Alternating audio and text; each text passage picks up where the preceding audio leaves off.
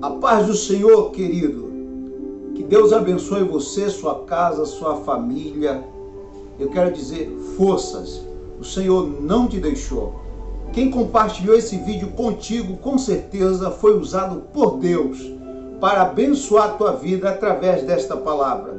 Eu gostaria de trazer uma palavra da parte de Deus, que Deus reservou especificamente a você, porque isso não é o acaso, não é em vão.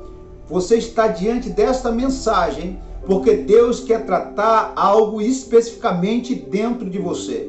Eu gostaria de deixar para a sua meditação no livro de Ezequiel, um dos textos mais conhecidos da Bíblia, que está no Antigo Testamento, capítulo 37.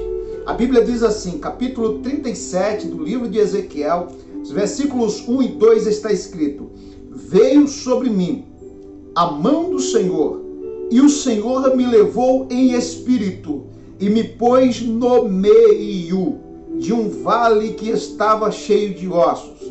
Versículo 2 diz assim: E me fez andar ao redor deles, e eis que eram muito numerosos sobre a face do vale, e estavam sequíssimos. Os detalhes desses versículos nos impressionam pelo tamanho da revelação e da dimensão das verdades de Deus contida nestes dois versículos. É interessante saber que aquele profeta, aquele homem de Deus, ele foi levado para o meio de um vale. Quem o levou? Ele disse: E veio sobre mim a mão do Senhor.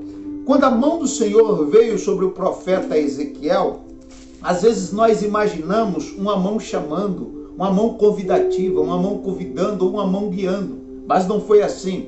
Veja o que está escrito no capítulo 8, o versículo de número 3, do mesmo livro de Ezequiel, diz assim: E estendeu a forma de uma mão, e me tomou pelos cabelos da minha cabeça, e o Espírito, com E maiúsculo, o Espírito me levantou entre terra e o céu e me trouxe a Jerusalém em visões de Deus.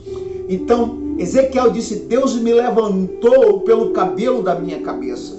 É interessante essa experiência do profeta, que ele diz aqui no versículo 1 do capítulo 37, e veio sobre mim a mão do Senhor. Quando a mão do Senhor vem tomando pelo cabelo da cabeça, isso me faz lembrar minha infância, quando às vezes minha mãe pegava no meu cabelo, às vezes era para me mostrar algo que eu não gostaria de ver, não queria ver, ou para me corrigir de alguma forma, mas enfim, quando essa mão conduz pelo cabelo da cabeça, o que nos parece uma forma violenta, muito diferente daquelas grandes poesias que Deus te toma pelo colo paterno e faz te ninar, e nem sempre é assim.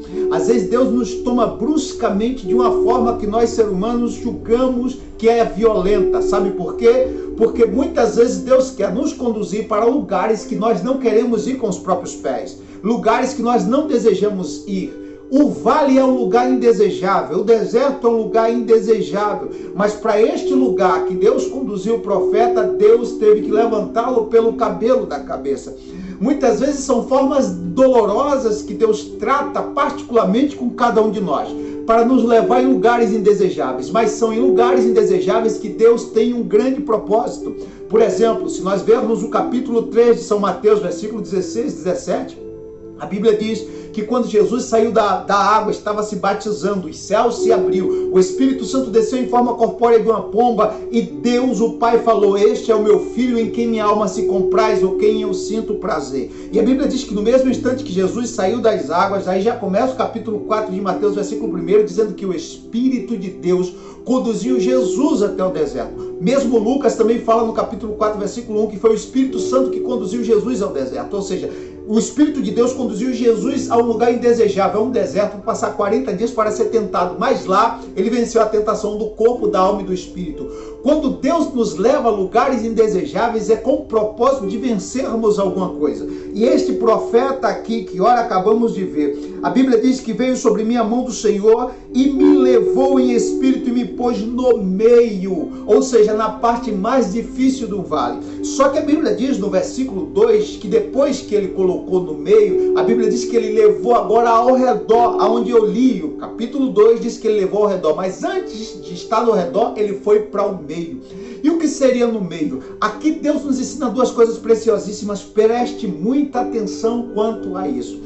Deus primeiro colocou o profeta no meio, na parte mais difícil, no interior, no âmago, dentro mesmo, na profundidade do vale, no lugar mais fundo do vale, no lugar mais difícil do vale, no meio. Por que Deus coloca no meio? Porque no meio o profeta teria uma visão microscópica, uma visão próxima àquela matéria que eram os ossos, uma visão dos detalhes, dos pequenos fragmentos, ou seja, uma visão que de longe ele não teria. O máximo que ele teria de longe era uma visão de vários ossos brancos, sem pele, sem carne, sem sangue, mas olhando de perto ele viu que além de sem pele, sem carne, sem sangue, não tinha tutano, estava por dentro, estava seco, fragilizado, fragmentado, rachado, pequenas rachaduras, e esses detalhes ele só podia ver de perto. Então Deus levou para perto para ele ter essa visão, que a ciência chama de visão turbular, visão focada, para ele ter foco, ou seja, para ele aprender minuciosidades que ele só poderia aprender se ele estivesse do lado de dentro,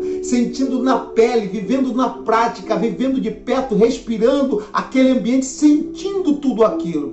Depois que ele teve aquela visão, ele agora pôde ter o primeiro julgamento, que é o julgamento qualitativo. Ele conhecia a qualidade dos ossos porque ele viu os fragmentos de perto, ele viu que os ossos não eram apenas ossos secos.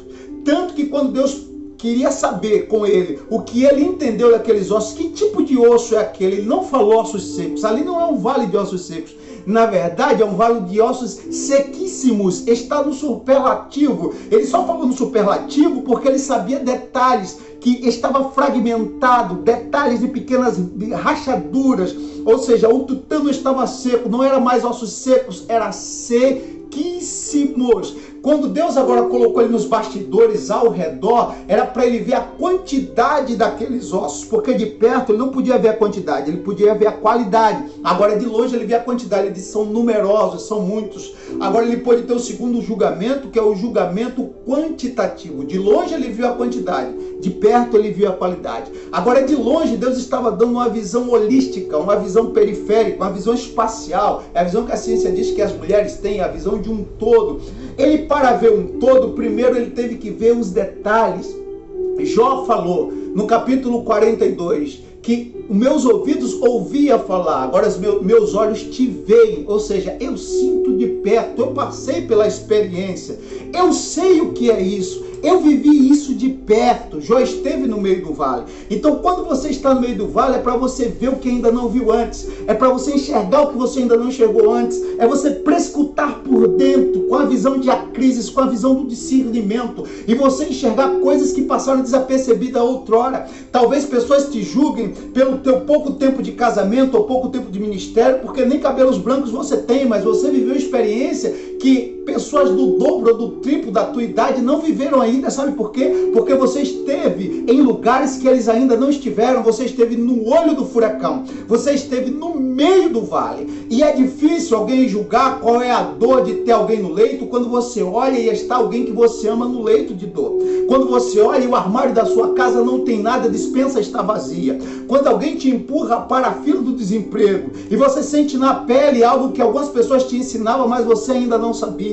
Mas eu quero dizer que você aprende isso por um motivo, para Deus te tirar do meio e te colocar nos bastidores. E quando você está nos bastidores, é para você agora profetizar sobre aqueles que estão no meio.